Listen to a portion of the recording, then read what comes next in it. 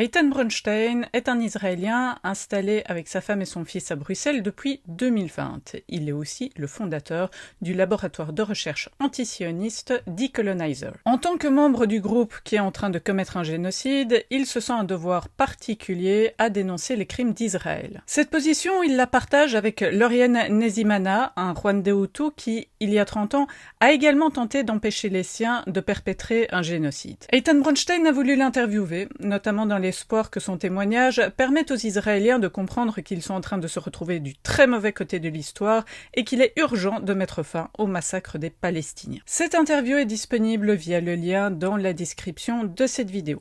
Quant à nous, nous avons rencontré Eitan Bronstein pour savoir pourquoi il est tellement important à ses yeux que des parallèles puissent être tracés entre le génocide rwandais il y a 30 ans et celui qui se déroule en ce moment à Gaza.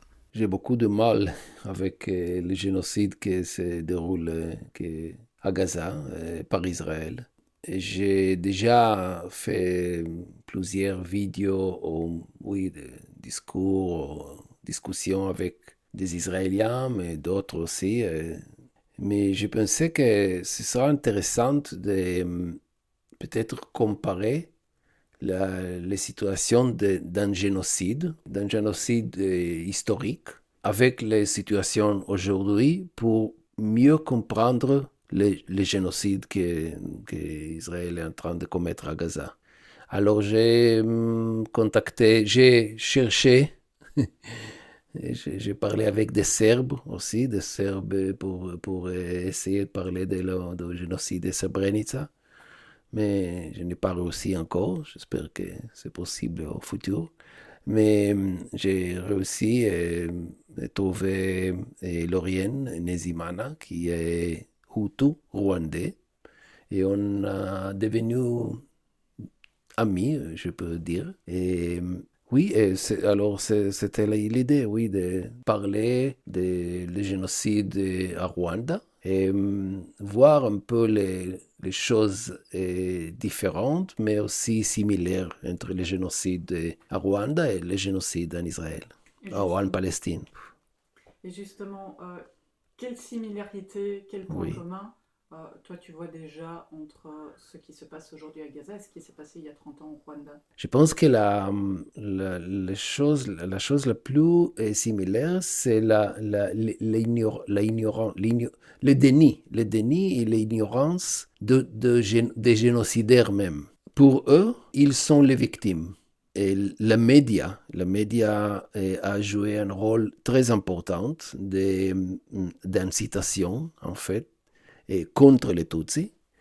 La média et aussi les politiciens, évidemment. Et, ce point, c'est très similaire à la situation en Israël. Et les médias cachent presque totalement les choses qui se passent aux Palestiniens à Gaza. La souffrance des Palestiniens à Gaza, on ne voit pas dans les télévisions israéliennes. C'est comme une chose qui n'existe pas. Alors les Israéliens ne savent pas la situation vraiment, ne savent pas de manière de vraiment voir des visages des Palestiniens ou des corps des Palestiniens, tu sais, des bombardements des hôpitaux, des hôpitaux. Ça, c'est des choses qu'on ne voit pas en Israël. Ok, les Israéliens savent la situation en général, ils savent les chiffres des Palestiniens qui sont morts, mais c'est la déshumanisation totale des Palestiniens. C'est leur vie ne coûte rien. C'est comme, ok, ils ont perdu la vie, c'est à cause de Hamas. L'argument que tous les Israéliens, presque tous les Israéliens disent, c'est que le Hamas se cache derrière des civils. Alors, il faut tuer le Hamas, c'est comme ça, il faut tuer le Hamas, et il se cache, alors c'est justifié de bombarder les hôpitaux parce qu'ils se cachent là-bas ou ils se cachent dans une mosquée, une mosquée ou dans une école. Et s'il y a des civils là-bas, c'est la culpabilité de Hamas. Ce que je voyais aussi, Oui. comme point commun qu'on peut trouver, c'est les justifications religieuses, où on se base sur la Bible, sur c'est Dieu qui l'a Ah dit. oui, oui. C'est vrai, c'est très intéressant parce que j'imagine que tu réfères à ce que Netanyahou, le premier ministre, a dit aux soldats israéliens qu'on doit se souvenir d'Amalek, les Amalécites. Et tous les Israéliens savent cet mythe biblique qui est comme un commandement de Dieu de tuer tous les Amalécites, et sans pitié aux enfants, les femmes. Et il y a encore des gens en Israël, même politiciens, qui justifient le meurtre des enfants et des politiciens et des gens très connus qui ont déjà déclaré qu'on doit tuer tous les gens là-bas. Mais je voudrais aussi ajouter une chose que pour moi, c'est parce que je suis israélien. Pour moi, ce n'est pas une discussion politique ou juste une discussion d'éthique, ou comment dire, de morale. Non, pour moi, c'est aussi un sujet personnel avec mes proches, les gens les plus proches pour moi. C'est mes enfants, mes petits-enfants, mes amis là-bas. Et pour moi, partie entre eux justifie le génocide. Et pour moi, c'est une douleur vraiment très, très forte pour moi. Et j'essaie de trouver plusieurs arguments pour ça. Par exemple, j'ai pensé, qu'est-ce qui va passer aux Israéliens si dans 5 ans, le cours international va décider que c'était un génocide? Alors, il y a beaucoup de gens en Israël, je crois, qu'ils sont des gens honnêtes, dignes. Tu sais, c'est pas que tout le monde sont fascistes qui vont tuer tous les Palestiniens. Non, il y a des gens, je sais pas, normaux comme ça. Et qu'est-ce qu'ils vont penser? Ok, si le cours international, les lois internationales décident qu'Israël a commis un génocide, comme en Srebrenica, que c'était le cas, comme en Rwanda, la loi internationale a décidé ça. Alors, j'imagine que ce sera un choc très, très grand pour les Israéliens, parce qu'aujourd'hui, presque tout le monde là-bas dénie, et il dit non, non, non, c'est pas un génocide. Alors, comment ils vont vivre comme ça, avec ça? Et pour moi, c'est très important de parler dès aujourd'hui de cet avenir. Cet avenir est menaçant pour les Israéliens. Alors c'est aussi un argument un peu pragmatique. C'est parce que pour eux, je pense que c'est mieux de commencer à comprendre que c'est possible qu'on va trouver et le monde va définir cette situation comme un génocide. Alors, c'est aussi parce que je m'inquiète de mes proches. Je les vois comme des génocidaires et je m'inquiète de eux aussi, beaucoup. Oui, Oui, et c'est ce que Lauriane explique aussi donc, dans l'interview, que lui, il a été confronté directement à des proches, des gens de sa famille oui, qui étaient favorables aux actions génocidaires du gouvernement. oui, Et toi, tu connais ça avec ta famille, tes amis qui ne comprennent pas ta position. oui. Mais il y a aussi une chose que Lauriane m'a appris, et une très grande différence entre les situations, parce il y avait à Rwanda des gens comme Lauriane qui il opposait les génocides et les génocidaires. Et ils ont pris des risques, même risques de vie. Et même sa sœur a été tuée par les génocidaires parce que même si elle est toute Hutu, elle a caché des Tutsis, elle a aidé des Tutsis pour enfouir le pays. Alors, il y avait des gens qui résistaient, même dans l'intérieur de la société génocidaire des Hutus.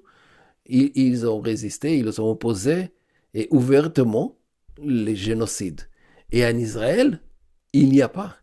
Il y a des gens aujourd'hui qui disent, OK, il faut arrêter cette guerre, mais la majeure partie qui parle comme ça, c'est plus pragmatique et pour avoir les otages israéliens, pour arrêter la guerre au Liban, avec Liban, avec Hezbollah, tout ça. Alors, et il y a aussi des gens, mais toute petite minorité, qui sont contre même le génocide, et ils définissent ça comme génocide. Mais c'est que des paroles. Ou le maximum, c'est des manifestations, que c'est très important. Mais tu sais qu'en Israël, tu ne peux pas dire...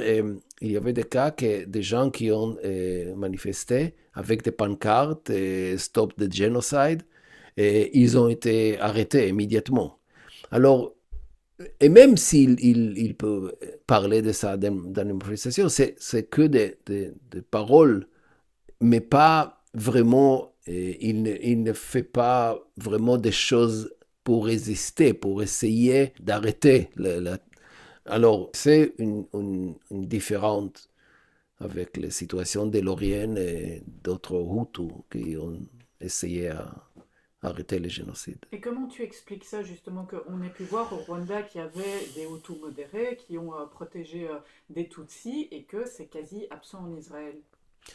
Oui, je pense que je peux expliquer ça avec l'histoire. L'éducation sioniste est très, très fort. Aujourd'hui même, j'ai lu, par exemple, dans les partis sionistes, dans les parlements, tous les partis ont presque la même position. Aujourd'hui, personne ne soutient même la solution des deux États. Alors, entre tous les Israéliens, ils ont presque les mêmes regards, la même position par rapport le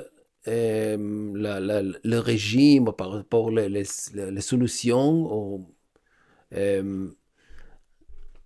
Par exemple, tous les Israéliens et juifs, presque tous les Israéliens soutiennent les lois d'État-nation. Les lois d'État-nation qui définissent Israël comme un État juif. Alors, oui, il y a des gens très extrémistes, on sait, des gens comme Ben Gvir et Smotrich et tout ça. Pour eux, il faut nettoyer tout la Gaza, peut-être tuer, je ne sais pas si tuer tout le monde, mais ouvertement, ils parlent de nettoyer ethniquement tout le Gaza, les Gazaouis, et y établir des colonies juives à Gaza. Mais c'est encore plus ou moins minorité, je ne sais pas, c'est une grande minorité en Israël. Mais alors, c'est les différentes entre l'extrême, très, très, très extrême, juifs fascistes, très, très racistes, et des juifs plus libéraux qui sont pour Israël comme un État juif. Tous les libéraux sont pour Israël comme un État juif. Il y a toute une petite minorité antisioniste, des gens comme moi, mes amis, oui, il y a plusieurs, peut-être 1000 des Israéliens juifs, mais c'est toute une petite minorité. Et alors, dans l'interview, Lioren dit quelque chose de très fort, c'est-à-dire que lui, il avait comme préoccupation principale de protéger donc les Tutsis, les empêcher d'être tués et également protéger les siens de tuer, de Oui. se rendre coupable du meurtre. Est-ce que tu te retrouves là-dedans? Oui, exactement ce que j'ai expliqué, je pense, tout à l'heure. Israël a perdu. 7 octobre, Israël, c'était une chose sans précédent de perdre et de traumas collectifs. Mais je pense qu'Israël continue à perdre chaque jour depuis 7 octobre. Il ne gagne pas. La seule chose qu'Israël gagne, c'est la satisfaction des vengeances. Tu sais, ils ont nous tué, alors on va tuer beaucoup plus. Évidemment, c'est contre l'intérêt d'Israéliens, je pense. Parce que la vengeance, ok, tu tues et tues et tues, alors, ok, comment tu sors de cette situation? Il n'y a pas sortie pour les Israéliens. Tout le monde reste dans le trauma de 7 octobre, dans la victimisation, dans les mentalités des victimes. Nous sommes les seules victimes, les plus grandes victimes, historiquement dans les génocides à Europe et maintenant. Et dans cette situation, je pense que les Israéliens payent un prix, et tout le monde sait, c'est pas un secret. En Israël, il y a une dépression très très grave des Israéliens, mais je pense que même pour le futur, va être très très difficile pour Israël de sortir de cette situation. Et personnellement, je pense que on va voir la fin d'Israël comme un projet sioniste. Tu sais, avec l'économie relativement forte, mais il va payer beaucoup de sanctions qu'on va avoir contre Israël et que je soutiens évidemment. Je pense que c'est très très important les sanctions. J'espère qu'on va avoir bientôt les décisions de la Cour pénale internationale qui va décider de l'arrestation des dirigeants israéliens, aussi de Hamas, ok, mais beaucoup dans le monde ouest, on peut dire. Et voir Hamas comme une organisation terroriste. Mais la grande nouvelle, c'est qu'on peut voir les dirigeants israéliens comme criminels de guerre. C'est pas possible de passer ou changer la mentalité sans la justice aussi. La justice contre les dirigeants qui ont dirigé ce génocide et même contre des soldats qui ont fait des choses, des crimes de guerre, crimes contre l'humanité. Oui, on va avoir des justices et c'est très important aussi. Et très important que les Israéliens aient pris conscience de ça. Et c'est pas que à cause de l'antisémitisme, parce qu'en Israël, c'est déjà les réactions, toutes les réactions contre les possibilités d'arrestation de Netanyahu et Gallant, c'est à cause de l'antisémitisme, à cause que le président de cour est libanais, alors il est arabe, évidemment, il est contre nous. Des conneries comme ça. C'est vraiment, et c'est pas que des dirigeants politiciens qui disent ça, c'est même mes amis. C'est un parallèle vraiment qu'on peut voir d'ailleurs dans l'interview, cette logique d'être la victime, on l'a aussi retrouvé chez les Hutus au Rwanda, qui disait quand il y avait la royauté Tutsi, on a renversé le royaume, on les a laissés partir, et maintenant leurs enfants, avec le FPR, reviennent nous attaquer, oui. Et c'est pour ça que maintenant, c'est ce qu'expliquait Lauriane, oui. C'est pour ça que maintenant, voilà, on va tuer leurs enfants. Ouais. Et il y a aussi cette logique-là en Israël, de cette peur de disparaître, qui justifie la logique génocidaire même des enfants. Oui. Oui, il y avait plusieurs déclarations ouvertes de tuer tout le monde, même des enfants. Oui, parce qu'il n'y a pas des innocents à Gaza. Alors, c'est pas tout le monde aujourd'hui qui pense comme ça, j'espère, je sais, mais il y avait des gens, même le président Herzog il a dit qu'il n'y a pas d'innocents à Gaza, c'est toute une nation qui a soutenu cette attaque meurtrière contre nous et tout ça. Alors, oui, et c'est la logique de déshumaniser tous les Palestiniens. Et j'ai peur que si le monde n'arrête pas Israël, ils vont faire plus ou moins la même chose à Cisjordanie. Une dernière question que je voudrais te poser. Dans l'interview, tu as dit aussi que tu as ce privilège de pouvoir dénoncer ouvertement le génocide du fait que tu es israélien et tu appartiens donc au groupe qui commet ce crime actuellement. Alors c'est vrai que tu as cette liberté parce que beaucoup de personnes peuvent se faire accuser d'antisémitisme si elles disent les mêmes choses que toi. Mm-hmm. Et en même temps, il y a une critique que tu as sans doute déjà pu entendre aussi, c'est que, et d'autres juifs antisionistes l'entendent, c'est que d'avoir la haine de soi. Oui. Je sais, oui, c'est vrai, on a le privilège de parler des choses parce que, comme juif, et comme israélien aussi, pour moi, c'est évidemment que les gens les plus proches de moi sont les Israéliens, la majeure partie sont juifs, et aussi des juifs du monde. Alors oui, j'aime les Israéliens, j'aime les Juifs. C'est pas à cause des haines contre les Israéliens et contre les Juifs.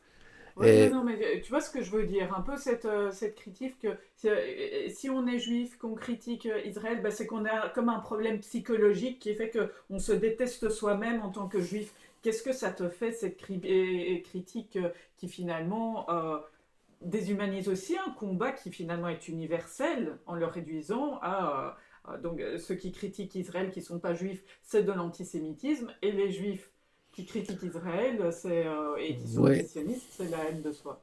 Ça te fait quoi? pour moi, malheureusement, cette même question, la question même, et même la discussion, le sujet, de est-ce que c'est à cause de l'antisémitisme, la haine de soi, et même cette question, c'est la preuve la plus grande de succès d'Israël, malheureusement. De succès du projet sioniste qui a réussi et parler au nom de tous les juifs au monde. Israël est devenu comme le bon choix pour les juifs ou la manière dont on est les vrais juifs. Les juifs doivent être israéliens, sionistes.